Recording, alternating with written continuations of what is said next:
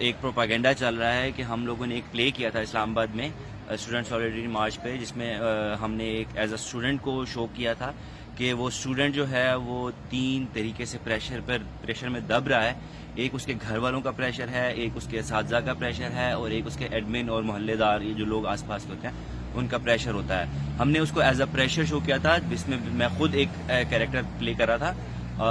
Propaganda یہ چل رہا ہے کہ 3 عورتوں نے مرد کو کتا بنا کر اس کو چلا رہے ہیں اور اس کو شو یہ کرانا چاہتے ہیں کہ عورت کے لیے سب کچھ کر رہے ہیں. بیسکلی عورت کی آزادی کا تو ایک سوال ہے ہی ہے، لیکن یہاں پہ ہمارا مقصد آج اسٹوڈنٹ سالیڈریٹی مارچ میں یہی تھا کہ وہ اسٹوڈنٹ ہے جس کے اوپر سارا پریشر ہے، اور جو اسٹوڈنٹ ہے خود وہ ایک لڑکی ہے اور جو کریکٹر وہ پلے کر رہی ہے، اور میں ایک میل ہوں جو کہ اس کو پکڑ رہا تھا. تو اس میں یہ والی کوئی بات نہیں ہے عورت کی مرد کی، وہ ایک اسٹوڈنٹ تھا.